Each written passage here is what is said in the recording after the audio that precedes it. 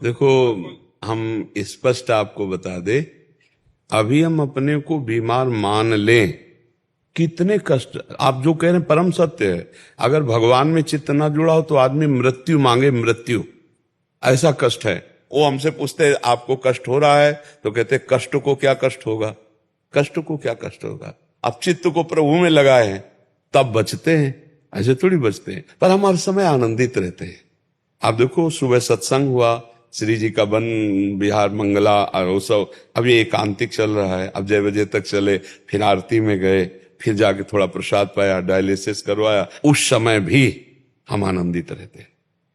क्यों? क्योंकि हम चित्त में प्रियालाल से जुड़े रहते हैं। खास बात है।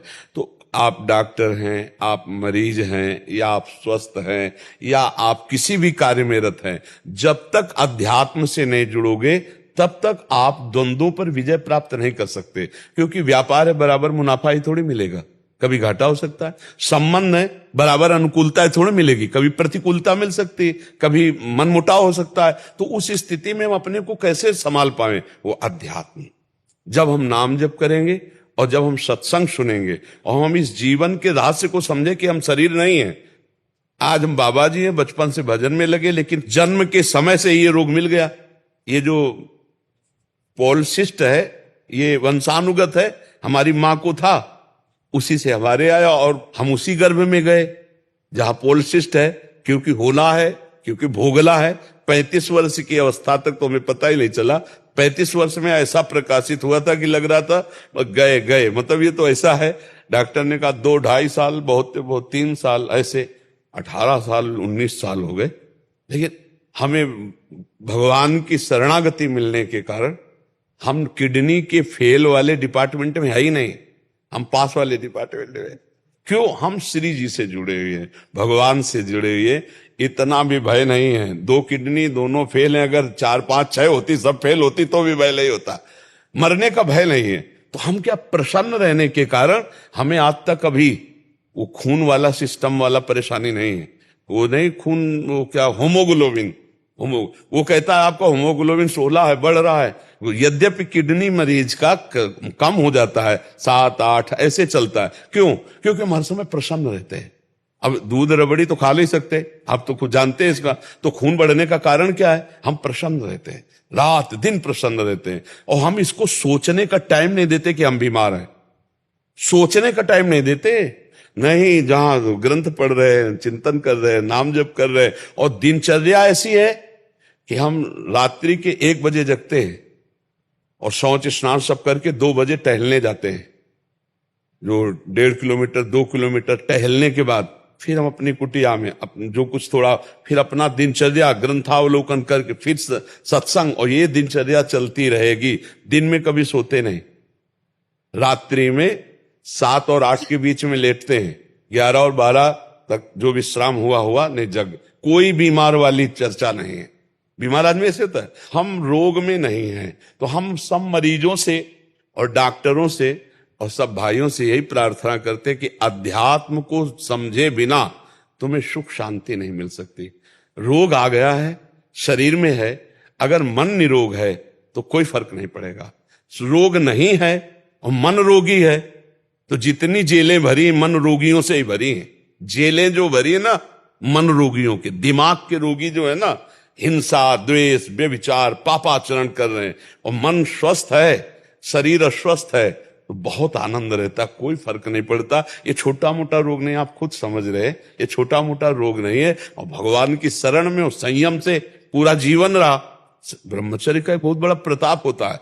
तो एकदम हर नस नाड़ी में एक अव्यक्त तेज रहता है, अव्यक्त उत्साह रहता है, ओज रहता है। कोई भी कार्य, जैसे कि परिक्रमा चला जाए, हाँ ये थोड़ी आगे हम किडनी फेलियर है, पर हमारा उत्साह इतना जोर का रहता है कि किसी कार्य में निगेटिव सोच है ही नहीं, पॉजिटिव है, तो हम आनंदित रहते।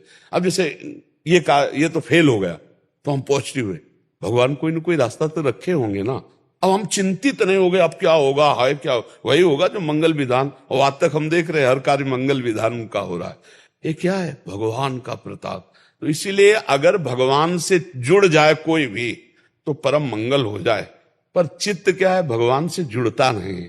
अपना भरोसा रखता है, अपनी कमाई का, अपने मित्र का, अपने, लेकिन भगवान का भरोसा नहीं। तो हम ये कहते हैं कि अगर हमारा चित्त भगवान से जुड़ा है और हम भगवान का नाम जप कर रहे हैं और भरोसा भगवान का रखें तो बहुत आनंद की प्राप्ति हो जाए। पर अब क्या है कि जैसे आग लगने पर कुआं खोदना मूर्खता ही कही जाएगी। अब जैसे आदमी परेशान स्थिति में आ गया, अब उसको ये ज्ञान नहीं सुहाएगा, अब नहीं सुहा, क्योंकि आग लग चुकी, अब कुआं खोदने से मतलब। तो यावत स्वस्थमिदम कलेवरम यावत च दूरे जरा, भरतरी जी कह रहे जब तक रोग दूर है और बुढ़ापा दूर है, समस्या दूर है, तब तक तुम अपने चित्त को भगवान में जोड़ लो तो तुम निकल जाओगे।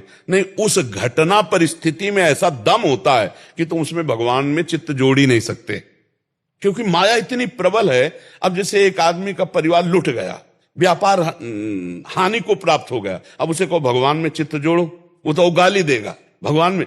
अब जैसे बचपन से चित्त जुड़ा भगवान की कृपा पहले से, और उसको पता हो चुका मेरा शरीर अब जाएगा, अब उसको ये पता नहीं कि जितना बचा उससे मैं कमा लूं भगवान नाम और अपना कल्याण कर लूं, तो कल्याण से तो मतलब नहीं रह गया और शरीर स्वस्थ होगा नहीं, और अब इतनी दम नहीं रहेगी कि चित्त भगवान में जोड़ ले। ये दुर्दशा जीव की है। अगर वो जीव अब भी जोड़ ले तो जोड़ सकता है, पर वो बीमारी में हमने देखा है मरीज मोबाइल में फिल्म देख रहे हैं और डायलिसिस हो रहा है, उनको पता है कि कौन सा डायलिसिस अंतिम हो सकता है, लेकिन अपने जीवन का मंगल नहीं सोच रहे। सीरियल है, गंदी बातें इधर उधर देख करके मोबाइल में, ये दुर्दशा जीव की है। कैसे? अब वो समय काट रहा 4 घंटे फिल्म देख के, और यहां समय आंख मूंदी अंदर 4 घंटे नाम जप में तन्मय है। महाराज डायलिसिस होगा, हाँ चलो ठीक, हटाओ, फिर अपने चिंतन, कब डायलिसिस हुआ हमसे मतलब क्या। अब वो फिल्म देख रहा है, वो मोबाइल देख रहा है, वो कैसे चैन से रहेगा? चित्त भगवान में जोड़ा नहीं तो हम शरीर से जोड़ा, अब शरीर मरने की बात है तो अब घबराहट है। बड़ी अव्यवस्था, हम मानते हैं बड़ी अव्यवस्था है, पर उस अव्यवस्था में अगर अब भी भजन कर ले तो भगवत प्राप्ति हो जाए। क्योंकि भय का अवसर तो है ही है कि कभी भी मृत्यु हो सकती, पर है बहुत कठिन भाई, है बहुत कठिन। उस अवस्था जब स्वस्थ था तो भोगों में चित्त था, अब अस्वस्थ है तो शरीर नष्ट होने वाला, इस बात की चिंता है, धन की चिंता है, कष्ट की चिंता है, भगवान के चिंतन की तो गुंजाइश ही नहीं रह गई। तो हम सब प्रार्थना करें कि उनका चित्त अगर प्रभु में जुड़ जाए तो समस्या का समाधान है, अन्यथा कोई समस्या का समाधान नहीं। ये बड़ा भयावह संसार है, बड़ा भयावह संसार है। भगवान के आश्रय तो बहुत आनंद है, भगवान के आश्रय से ही आनंद है, अन्यथा दूसरा कोई आनंद नहीं। अच्छा, चाहे जितना धन संपत्ति और स्वस्थता आपके पास हो, मरोगे तो है ही एक दिन, और साथ कुछ जाना है नहीं। तो अगर नाम जप नहीं है तो अंत, एक बार एक सज्जन आए थे तो उन्होंने कहा कि प्रभु मेरे अंदर एक भय सता गया है। कहा क्या? बोले सब कुछ है, लेकिन अब हमें डर लग रहा है कि मरूंगा तो सब छूट जाएगा हमारा। अब इस डर से मुझे कौन बताए? तो ये डर हटाने के लिए ही भजन है। सब कुछ है लेकिन अब मरोगे, अब जाना पड़ेगा, अब छोड़ के जाना पड़ेगा पत्नी पुत्र परिवार, क्योंकि वृद्धावस्था आ गई तो सूचना मिल गई कि अब जाना ही जाना है। तो वो घबरा रहे थे कि क्या उपाय हमका? एकमात्र भजन। अगर भजन किए होते, आप कह रहे सब कुछ है पर भजन नहीं है, तो आप घबरा रहे हो, और कुछ ना हो और भजन हो तो हमारी तरह ताल ठोकोगे कि जिस समय जो आवश्यकता होगी वो सब हो जाएगा। भगवान सब करने वाला है, पक्का समझो, बहुत कृपालु है। हम वो देख रहे हैं, वो कौन सा रूप लेके आता है, कब वो कैसे काम बना जाता है, बड़ा विचित्र खेल उसका है। अब जीव को भरोसा नहीं भगवान का, उसे अपना भरोसा है, अपनी कमाई का भरोसा, अपने कर्मों का भरोसा है, पर प्रभु का भरोसा नहीं। तो अपने पास जो कुछ है वो बहुत थोड़ा है, और माया नष्ट करने में सेकंड नहीं लगाएगी। और जो भगवान